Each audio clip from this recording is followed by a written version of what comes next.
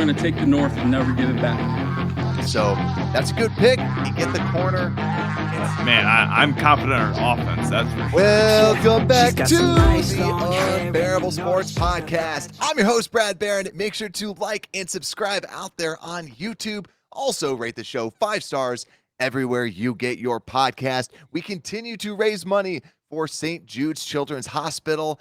Make sure to consider donating to them as well. Just go search for St. Jude's. Also, you can share this show out everywhere to all of your friends, and a portion of that revenue we will donate over to St. Jude's Children's Hospital.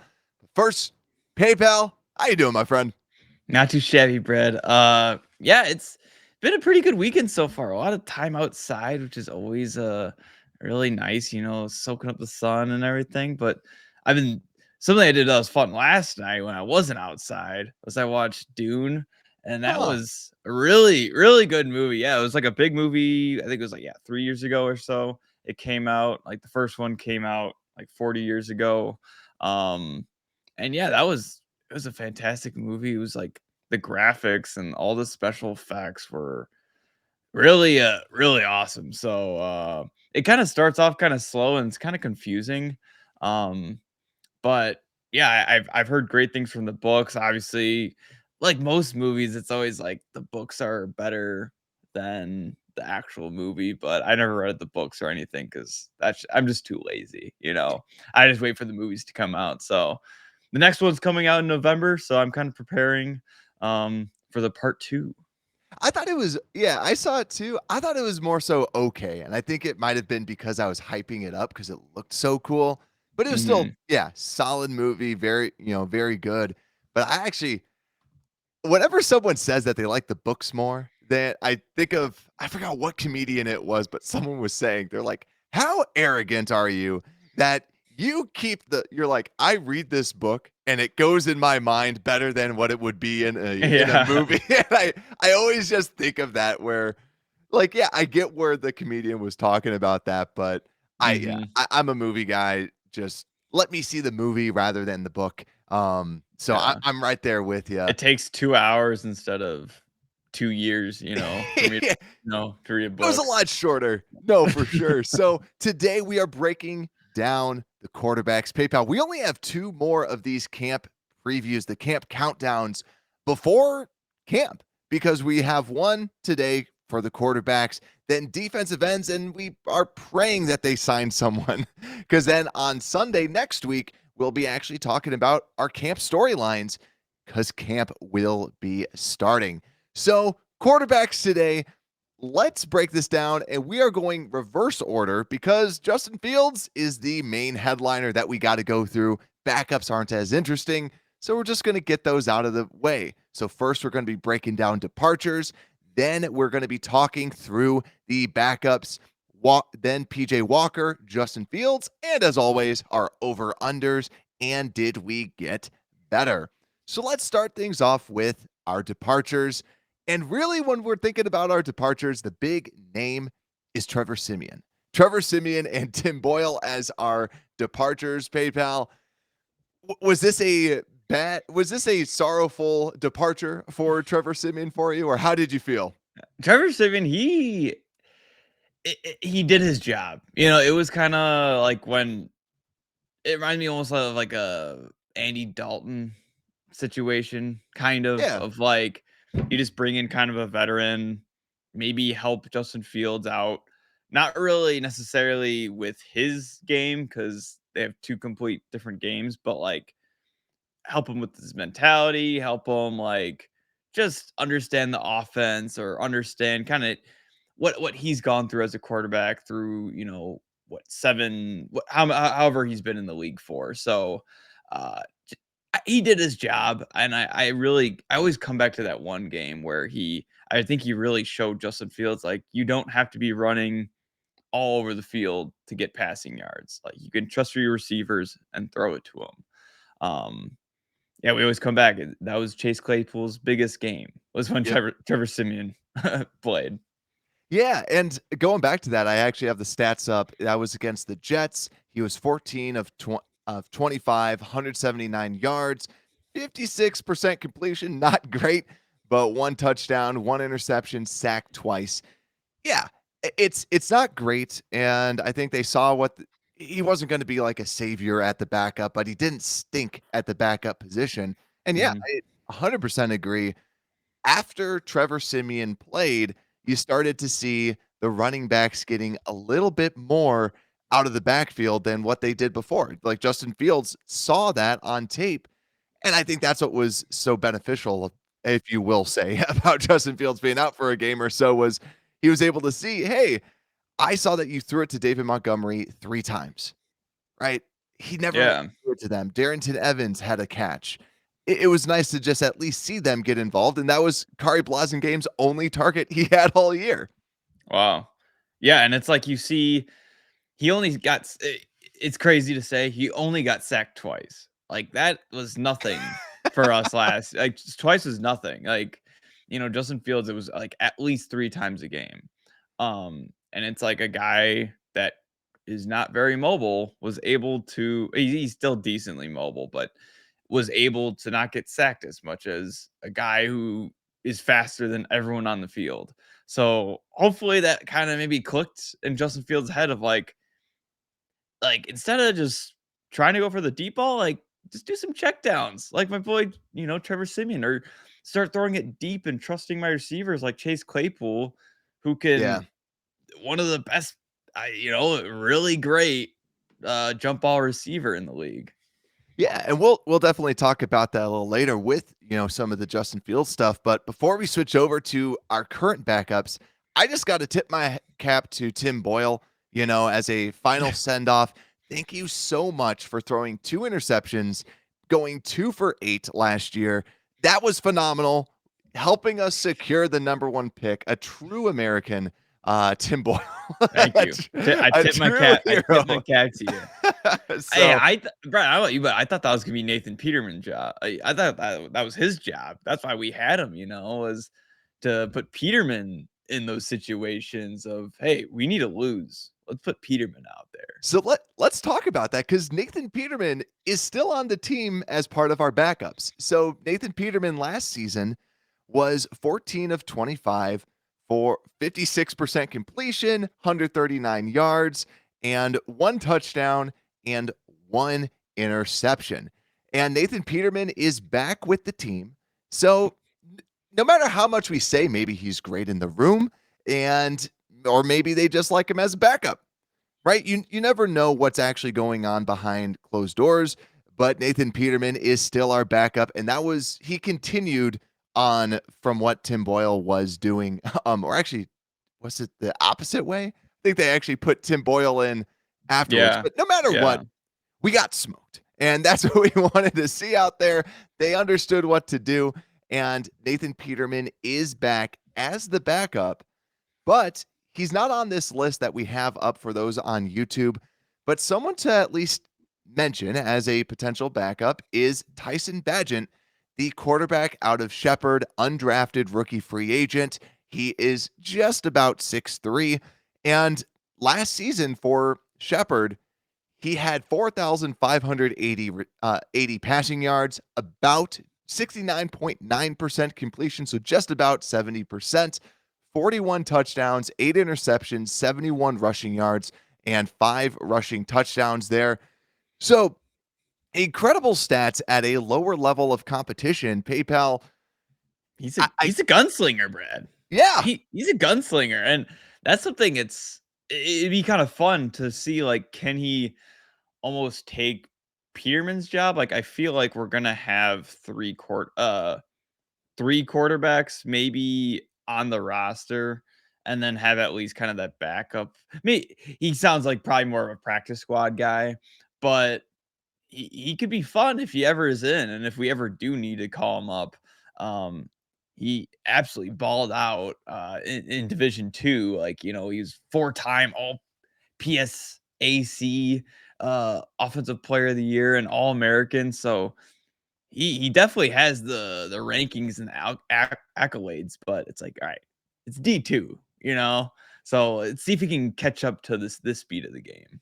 and I want to give him credit too. In 2021, 5,000 yards passing, 53 touchdowns, 13 interceptions. So like what you said, gunslinger at the lower division level. In 2019 had 36 touchdowns, 13 interceptions again. And then in 2018, his freshman season, 29 touchdowns, 13 interceptions. So he likes this 13 interceptions type of thing. And yeah, gunslinger. Another fun fact about him was that his dad is one of the greatest arm wrestlers of all time. So in Huh. the Senior Bowl, I don't know if you heard this story, during the Senior Bowl, he was actually like hustling people and saying, because he's not gigantic, but he knows how to arm wrestle. So he was making money arm wrestling people and beating them, being like, I bet you I can win, because his dad Yeah. taught him how to arm wrestle. So Wow. it's a fun little thing with that. We'll see what he ends up doing in training camp. Like you said, too, there's also adding on to it, I think they passed that rule where you can have that third quarterback that doesn't count against your active game day roster. Hmm. So they can always elevate a Nathan Peterman, a Badgett. So that third quarterback does actually have some traction. So I always like them just going, why not go with the unknown more so than Peterman? It seems like they just want to have that third veteran in the locker room, though, which I am more than fine with, as long as you just have some young understudy that you can just be like, is he going to be good? So I don't mind Yeah. it. Peterman must make like a killer lasagna, or he must have some secret thing about him that just keeps him staying on this team, because it's not his quarterback play. Sorry, Yeah. Peterman, if you're listening, but Yeah. prove me wrong. Like, I guess I was surprised he only threw one interception and had one touchdown last year. He didn't look actually like the Like Peterman we've Nathan Peterman. seen. Yeah, he doesn't look like Nathan Peterman anymore.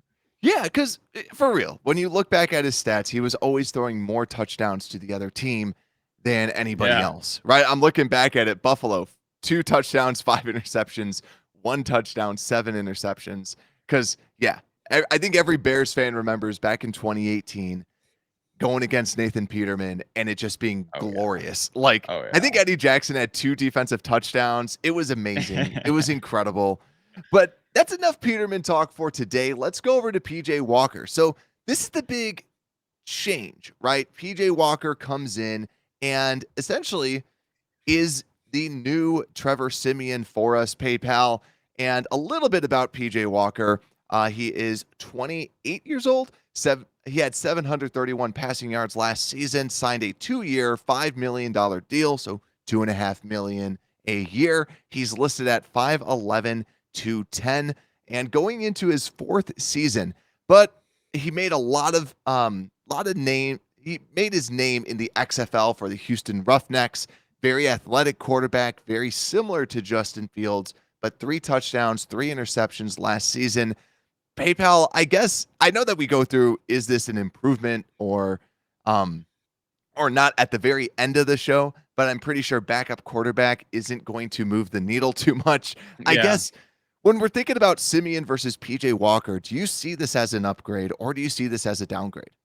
Yeah, maybe I'm biased because I love PJ Walker. I still remember that first season the XFL came out, and it was absolutely Oh, yeah. electric. Like, or not first season, but when it came back out in 2020, and he averaged 267 passing yards and then 3 passing touchdowns a game. Like, he was tearing it up. He was only able to play 5 games. He led the Roughnecks to an undefeated 5-game season.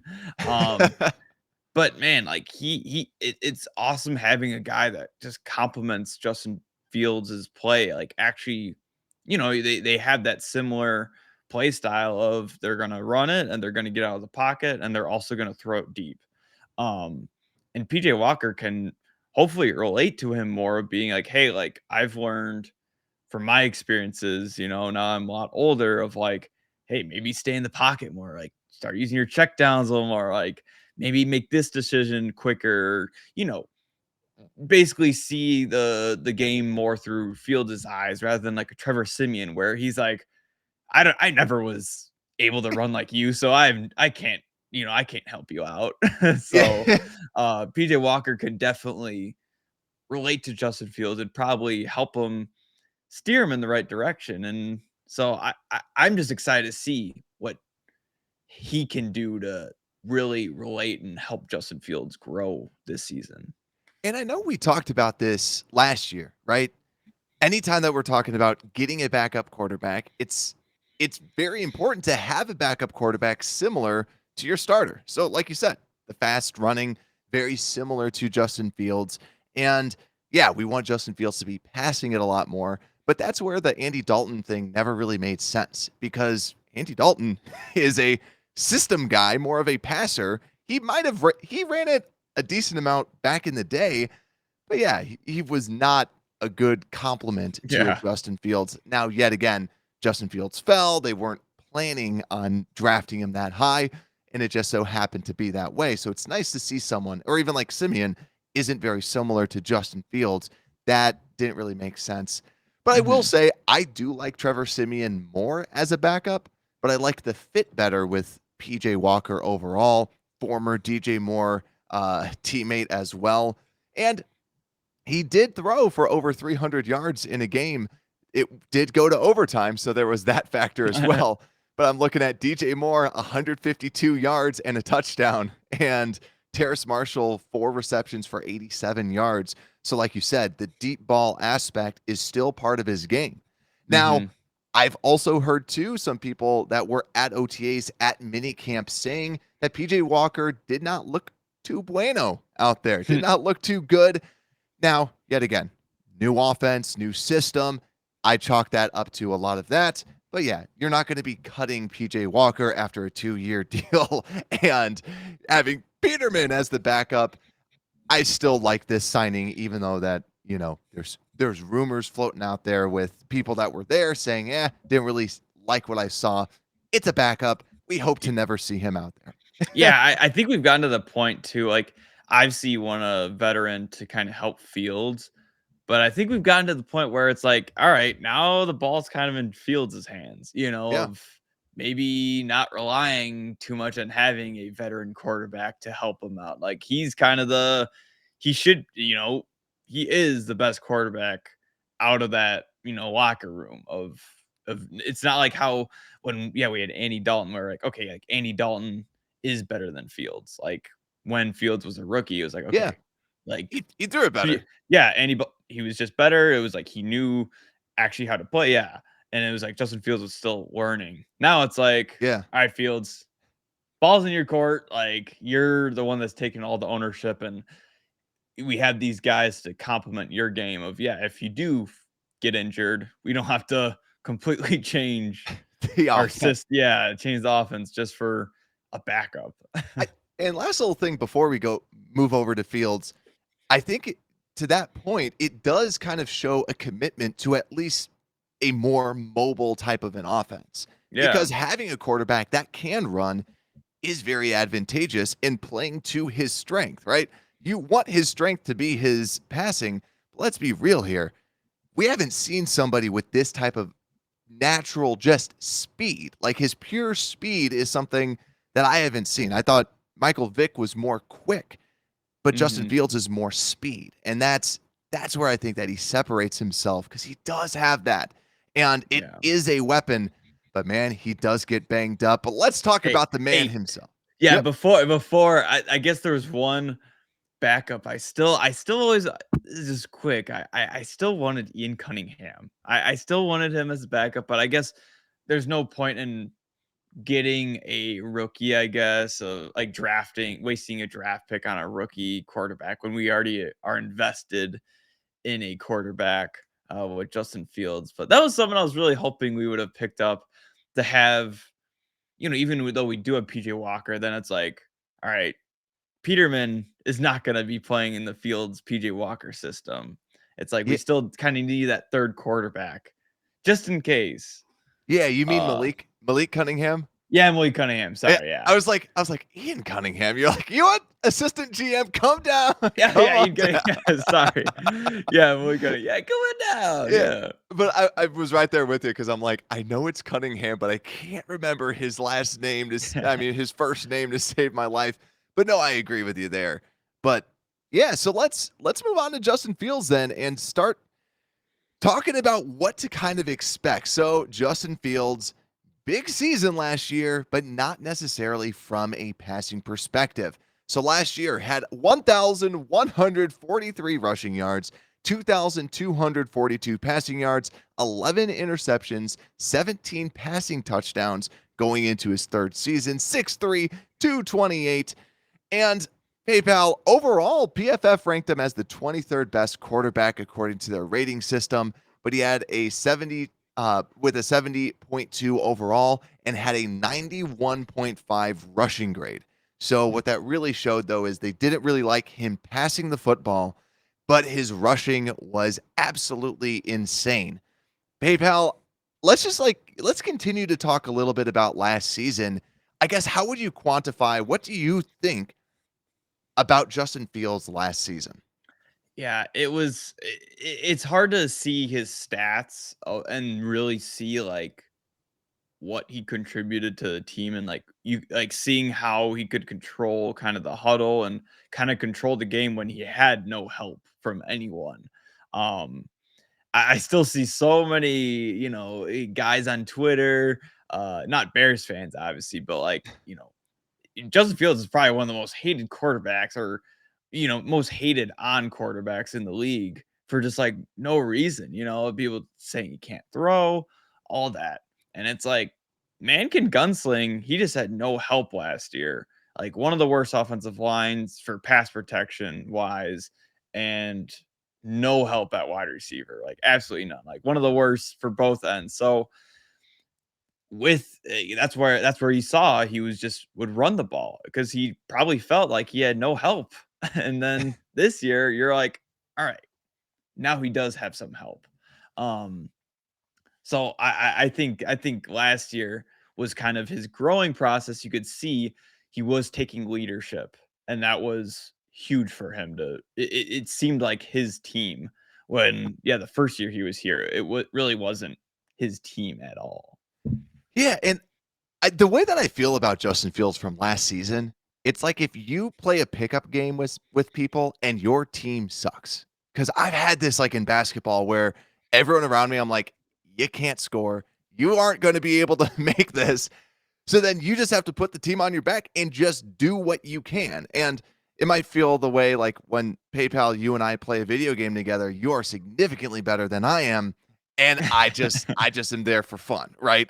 And I think that's where Justin Fields, you could tell, it's like, I'm just going to have to do this. And I'm so thankful that they did change up that scheme last season.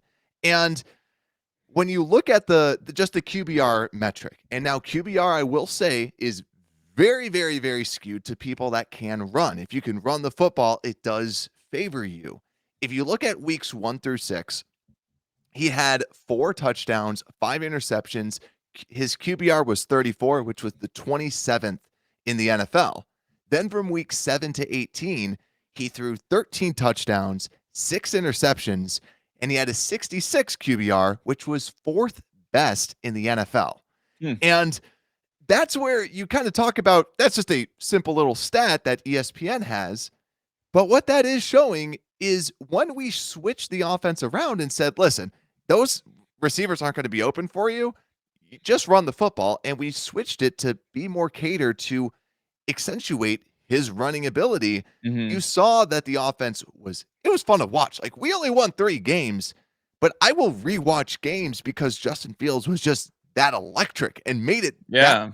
like, that's the best way to get the first pick in the draft, by having fun watching your quarterback ball out and the rest of his team not help him. And that's the thing. I think that's so hard if you ever run like a Twitter battle or something with or threads now over Instagram, of like trying to tell people of like, yeah, he did grow a lot last year. And like, sure, his stats, like I guess you did bring up some good stats. Like you really have to, find, you can't just do, season stats. You kind of have to find those last weeks where we actually ran the system towards him, instead of our terrible offense like the first 4 weeks. Um, yeah, he finally, you see like when he's playing, like he does help the team tremendously. He has been growing. And that's the thing I love seeing is he has been growing. Like a lot of players, we had Mitch Trubisky, obviously. Not saying he was terrible. Like I still think he was a decent quarterback. Like he wasn't as terrible as people say he was. He did his job, but he never grew. Like you Yeah. never saw him really got Yep. better. He just kind of would get 200 yards, like maybe have a touchdown, wouldn't throw an interception, and that's all he'd do. Justin Fields, you're like, he keeps finding these better plays, these highlight reel plays and getting all these guys open. And you can really see him now realizing he's got to check it down more. And I would way rather have a quarterback that has a hard time checking it down than having a quarterback like Mitch Trubisky that can't make a big play. So I'm Yeah. excited for this year, Brad. I think too with Justin Fields, he's got that dog in him, right? Like that's what Yeah, he everybody does. says. Cause like Trubisky, he was like the kind of, you're just like, okay, you go out there, you play, yay, way to go. And Justin Fields, you can tell he does not want to suck. He does not want to be someone that struggles out there. He doesn't want to be, you pat him on the back. And it does frustrate him that he's getting all of his production running. And I will say this, right? I do agree with when you watch the tape, Justin Fields does struggle as a passer last year. He did. And yes, you can have situations where it was the wide receiver's fault, and you can have situations where it's his fault. I think that the big thing, because now let's start to think about what we want to see out of Justin Fields. And I think for me, something big is that natural speeding up the processing and throwing it with more of that anticipation.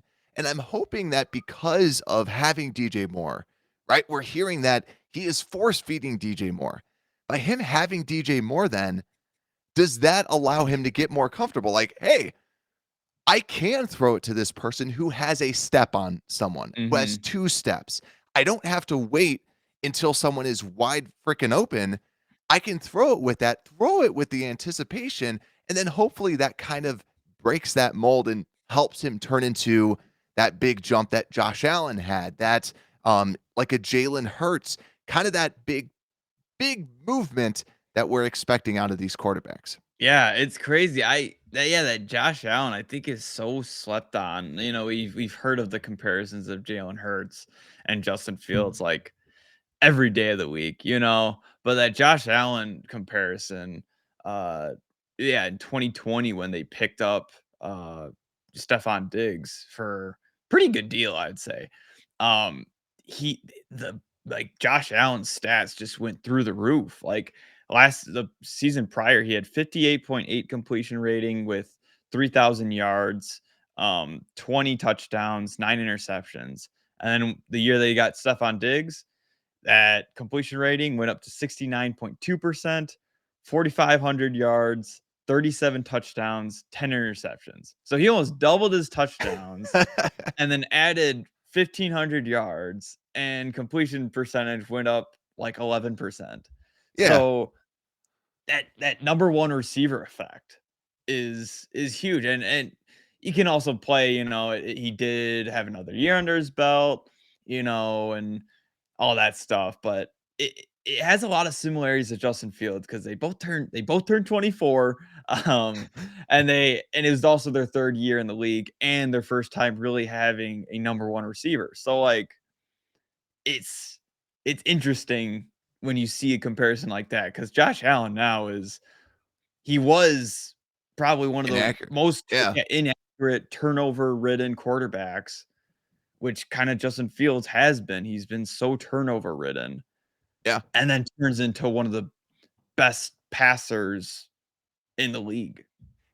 And building off of that too, with DJ Moore, I think it's, well, what value does a number one receiver bring? And you just start hearing all the conversations that they're having behind the scenes. And he knows how to get it done. DJ Moore knows how to get open. He knows how to, hey, I'll be in this spot. I'm going to be doing this, and kind of playing out these routes. And I think having something like that, having somebody that can kind of teach Justin Fields and have that true partnership. While Darnell Mooney, it seems like, hey, let's go out there, let's run routes, let's try and do what we can to just refine our craft. But DJ Moore seems to have more of that true like expert opinion, right? He Hmm. is an expert at his craft. He is an expert out there. So by having him, it should make everybody better and it should help Justin Fields. And that's where you see those true number ones coming in and helping. DJ Moore, too, you talk about, I was saying before, last episode, I was on TSS Fantasy. We recorded that show, and a lot of people were calling out that DJ Moore last season was 90th at catchable pass rates, or like passes thrown on Wow. target to him. Like, he's so thankful that he has someone like Justin Fields, and he was able to produce with significantly worse quarterbacks than Justin Fields. So having him out here, I think that he is going to be able to help him take that step in the right direction. But it's still that hopefully Justin Fields can quicken up that processing, which we're hearing. We're hearing pre-snap. He's coming to the line. He's calling out where everyone should be.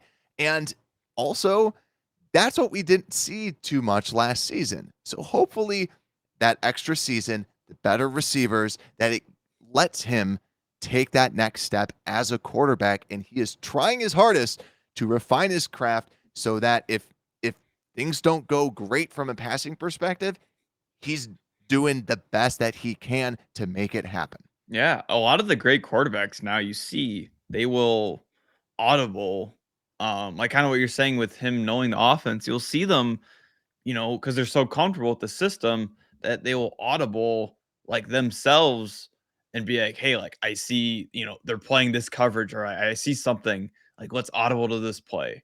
And it's Yeah. like, I feel like last year it was just Justin Fields getting told what to do from Lou Getsy, Yeah. and I think this year we could probably see him, a lot more actually kind of controlling the field and actually not having Lou Getsy just telling him what to do in his ear, like being like, "Hey, I see what we need to do. Like, I'm gonna call it," and kind of take that ownership in the scheme, in the offense. Um, and yeah, that DJ Moore, I always think of the interview when Justin Fields kind of talked about the first day that he kind of threw to him, how easy it was to read his body language. Like Yeah. Justin Fields was like, "Oh, I know where he's going."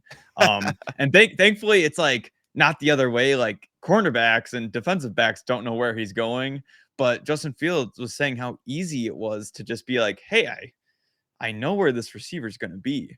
And that's Yeah. where we always talk about the anticipation of the throws, and hopefully we can see that more with DJ Moore, with knowing his body language and where he's going to go. And we said this too, right? Like when we were covering the wide receivers.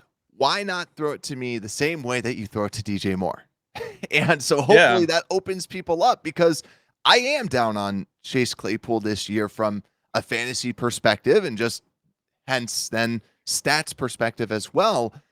And if Justin Fields feels more comfortable throwing it to people that are more blanketed, then the better, right? So I know for me, a couple things that I want to just see out of him is, yeah, more command in the huddle. I want to see him just get it out a little bit quicker, as in not just, snap it and then first read, but just go through your progressions quicker. I think that's the big piece. Quicker progressions. And then also just another big thing is his pocket presence. We talked about this during the season all the time, where if someone's getting pushed back, and yet again, right? Like someone's getting pushed back into you, and he's like, I gotta run, I gotta go. But the best quarterbacks stand tall. We even saw Trevor Siemian do that. And that's where he would get a little rattled sometimes. And yeah, I know sometimes he'll run out or try and do something like that, but there's a lot of times where just because someone is getting pushed back a little bit, you see him kind of get a little panicky. Hmm. Now, another year, just stand tall. This offensive line should also be better. And maybe it's just, post-traumatic stress disorder where anytime someone's getting pushed back, I'm going to get drilled. And I think that's ultimately where, from a Justin Fields perspective, hopefully he can take that next step as in the pocket as well. So those are kind of my big things that I just want to see him improve upon.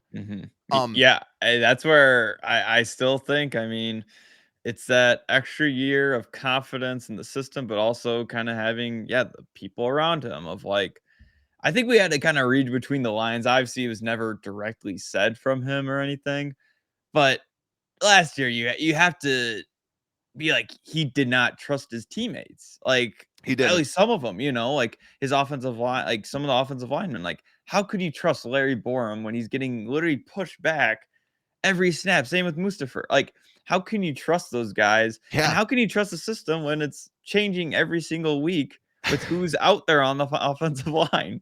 So I think he just had some trust issues too, Brad, of like, Yeah, that's a good point. what is going on my offensive line? I just want, a consistent offensive line that the coaching staff trusts too, Well, that too, like putting together the graphics for this show all the time when we're going through the depth charts, we're like, oh yeah, Amir Smith Marset was a thing. And then N'Keal Yeah. Harry was here for a couple weeks and then is in and out. And yeah, there's just that uncertainty, but by just having that certainty of, who the starting offensive line is, who the starting wide receivers are, who the starting tight ends are. And I Yep. think that's what gives you that confidence. Running backs, you're just handing it off to somebody. You don't Mhm. need to know where they're going to be or how they like a handoff. It's you're handing it off. And Yeah. I want to bring up something too, because PayPal, when we're talking about next season, this might be bold, but I do believe that Justin Fields, when putting things together, could be an MVP candidate and should be an MVP candidate because I was looking at Chills, Brad, this, chills. right? Because he can. And I think that is the biggest piece. Because you look at what did Lamar Jackson do when he became the MVP. And this is where I'm not saying he is going to be the MVP. I'm saying he should be an MVP candidate, getting some votes. Because you look at what he did, right? Lamar Jackson, 3,127 passing yards. And from a rushing perspective, 1,206. So if we would say that Justin Fields should throw around 3,000 yards and get around 1,000, you're getting close to that. Now the big piece, the Baltimore Ravens he had 36 passing touchdowns, only 6 interceptions, and only 7 rushing touchdowns. So it was a lot of passing touchdowns, very minimal interceptions, and that team also went 14-2 with him being the focal point of this offense. If he can put up similar numbers to this if you think about DJ Moore coming in and getting most likely 1,000 plus receiving yards. I think it's definitely a reality where he can be that MVP. Yeah, I love I love the similarities and the comparisons. Like, hey, they're both running backs, right? Like like everyone compares both of them as like, oh yeah, they can't pass. Like everyone loves hating on them, and it's like, no, they like when you say 3,200 yards from Lamar Jackson, like people are, oh, he still can't. It's like that's a lot of passing yards still. Like it's not like a Josh Allen numbers, but that's also because Josh Allen throws it 50 times a game. Yeah. Um, but like I love the efficiency and um Lamar Jackson, he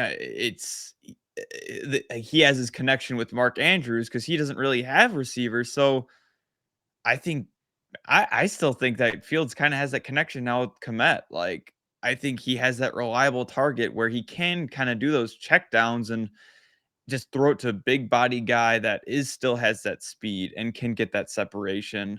Um, because I think they kind of have that connection, but I think Komet has really gotten confidence in his hands. He was dropping balls left and right, and then later in the year, he finally kind of found his groove. He finally was like, "All right, I go to tight end university every single year.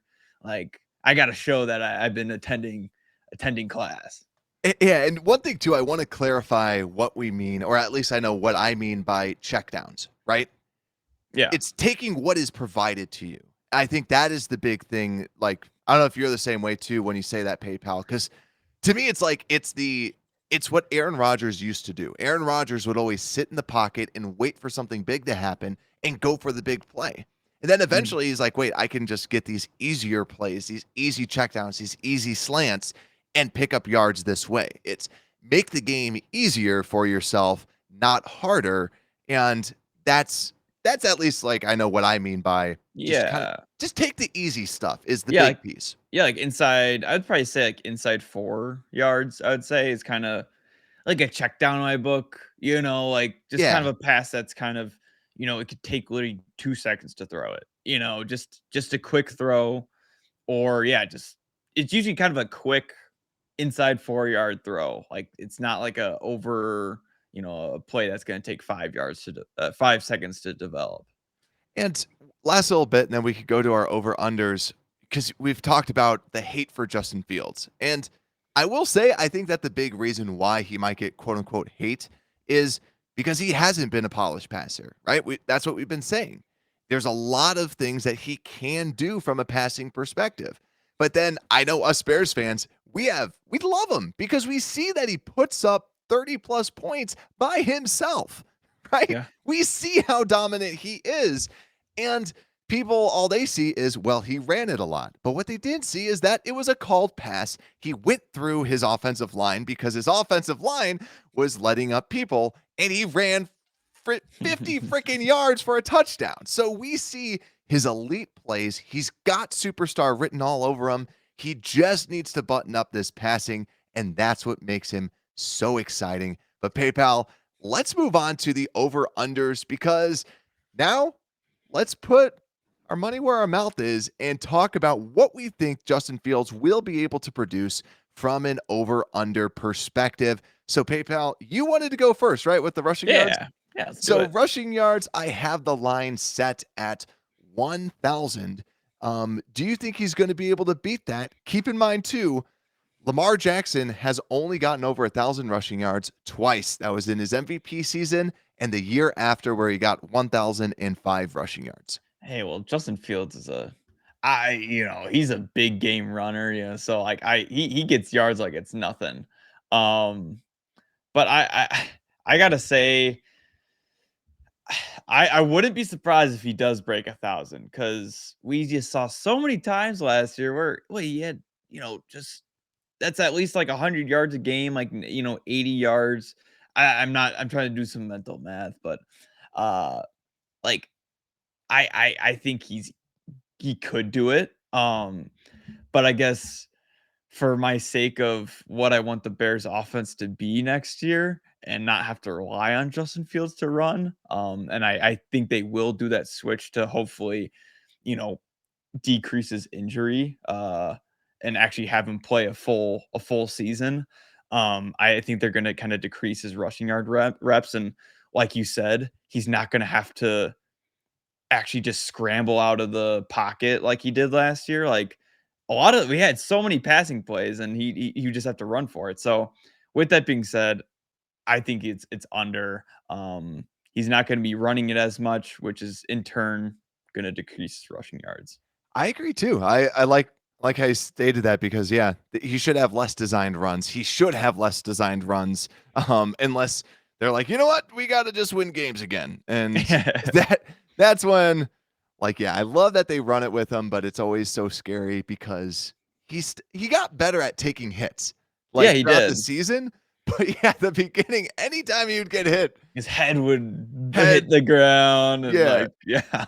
Can he stop doing that though? Every time he gets smacked, we're like, we know that you've taken a beating, but man, my heart drops every time he just gets decked and then he's just face down in the turf. I'm like, no, get No. up. My heart's broken, man. But let's go to the next one. Passing yards, 3,250.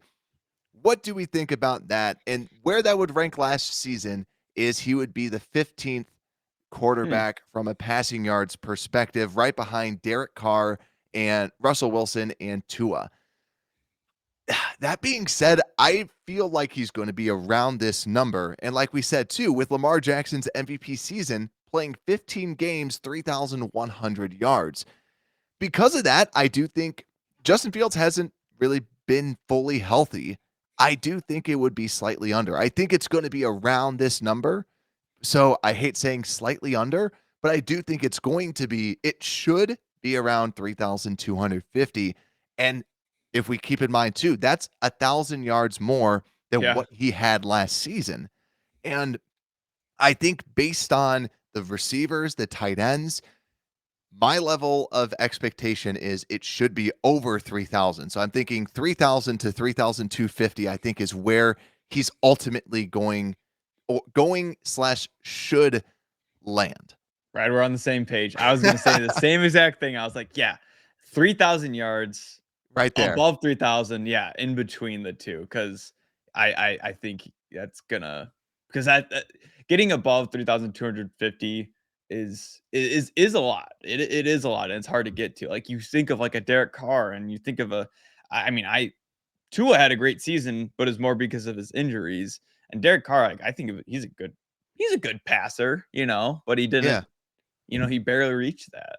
And I think people saying, well, what about the 4,000, right? Because we want the dreaded 4,000 stat to go away so that we don't have that anymore.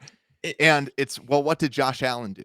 Well, the year before, Josh Allen threw for 4,500 yards. That big year, he had 3,000 yards the year before. So a lot more than what Justin Fields had. And keep in mind, Justin Fields was only averaging like 150 yards a game.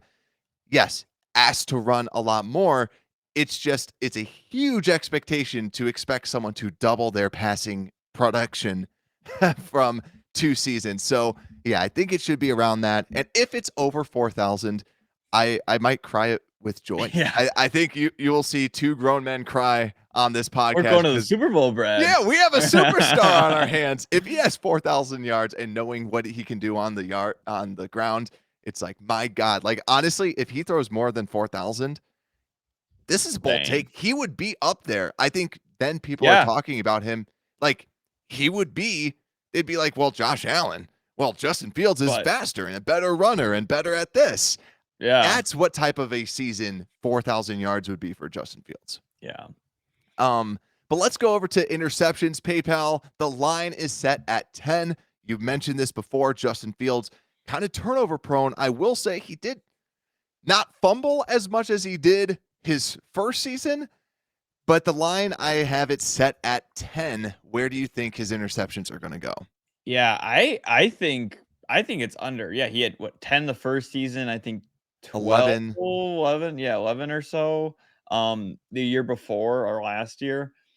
I gotta say under. I think with the decision making that we were talking about, kind of doing more check downs, and just being more comfortable in the system. I think he's going to be able to pass a lot quicker. He has the receivers. He has uh, everything we've talked about. Like he's finally set up for success, and he won't have to force these throws. He won't have to be running around, chucking the ball up, and we didn't even talk about that. He would throw a lot of he'd try and scramble and throw the ball so many times, and hopefully that kind of decreases of like, hey, just throw it out of bounds, just throw it out of bounds. Don't take a sack, don't fumble it, don't throw an interception, force something. So I think it's under because we saw that in the Lions game. He tried to force something. Yeah. And that's when Jeff Okudah picked him off, and then Justin Fields the next play ran for like 80 yards and completely just disrespected Jeff Okudah, which is awesome. See, that's the thing. When you start talking about Justin Fields, you can't help but smile. But for yeah, real. I go under 10 for Justin Fields, but I like it. Man. I remember too putting together like how many interceptions were not his fault and like sincerely not his fault. Yeah. Not like like it could have been there. It was a drop. It was a wrong route. It was the offsides where he bombed it during Green Bay, right? Stuff like that where there's a lot of things that aren't his fault, but he does need to tune it up. And I love that. But the last one, Pro Bowls. set at 0.5. So will Justin Fields be a Pro Bowler? And PayPal, I'm going to say yes. I'm going to say over wow. because here's the big thing too, right? And actually, I'm going to try and pull this up.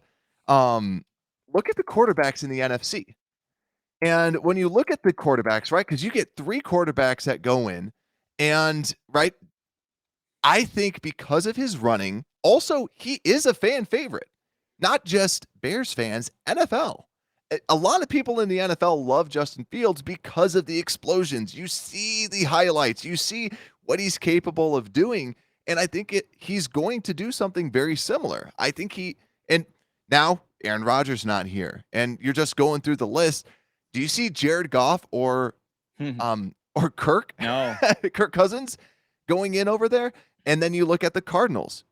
Kyler Murray is not going to be around. Would Stafford be there? Well, a lot of people are saying the Rams shouldn't be that good. Brock Purdy or Geno Smith. I don't expect Geno to have another bounce back season. I think he can be a Pro Bowler. I think he should be a Pro Bowler. And especially with us Bears fans, if he's doing great stuff again, and let's say things go bad and the team isn't doing well, we'd just be like, man, this guy deserves a Pro Bowl. I think if Mitch freaking Trubisky can be a Pro Bowler, if Mitch Trubisky, wrong button. If Mitch Trubisky can be, I'm flustered.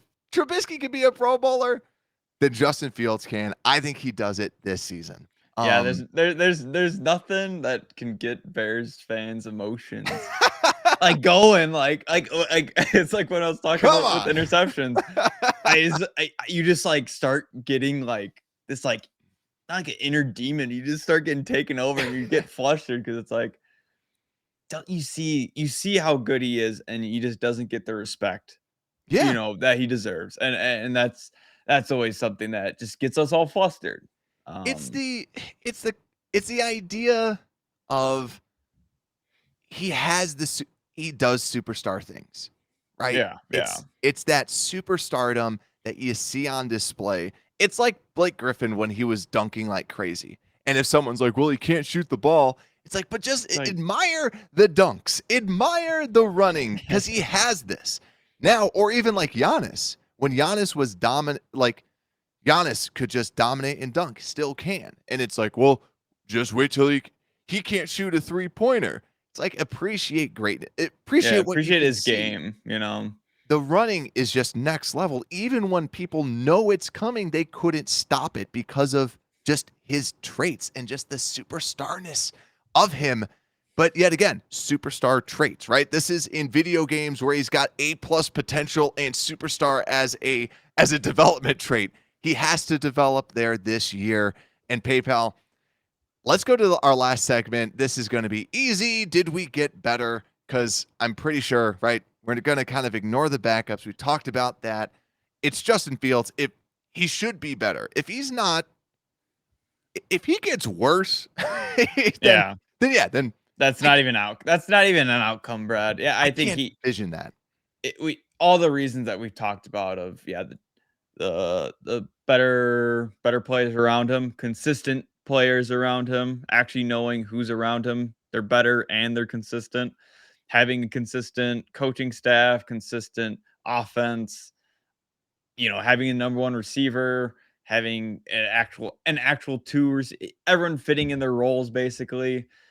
And just being that competitive person that actually does work on getting better and actually takes what he's weak at and works on it, Yeah. So I think it's easy. He's gonna get better. He's gonna get better. And PJ Walker, I do agree with you. I don't know if he's a better quarterback than Trevor Siemian necessarily, but he is a better fit for us. Mm-hmm.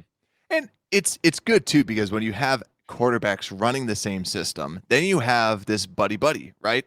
Well, yeah. And PJ could say like, hey, I did this and this kind of helped me out, or like in the film room, right? It's not like you're running the completely different offenses. So yeah, we should see a big uptick in production. We should see Justin Fields kind of take control. The big question will be how big of a jump that is. And that's where, dude, training camp can't come soon enough. We're under 2 weeks, ladies and gents. It is quickly approaching, and I can't wait to be there. I will be there first day. Hope to see some of you out there. But yeah, we're going to try and put together the best training camp coverage we can to just kind of keep you up to date on what is truly happening at training camp to make sure you are the most informed Bears fans. But PayPal, hopefully the Bears can sign a defensive end. For those out on YouTube, who do you think they're going to sign, or who do you want them to sign for defensive end? Because we're covering defensive ends no matter what on Thursday, which means they're going to sign one on Friday. But with that, make sure to like and subscribe out there on YouTube. Rate the show 5 stars everywhere you get your podcast. Search for Unbearable Sports on your favorite podcast listening app and download the show there. And consider donating out to St. Jude's Children's Hospital. Just go and search for St. Jude's. And with that, PayPal, Unbearable Sports Podcast, we are out.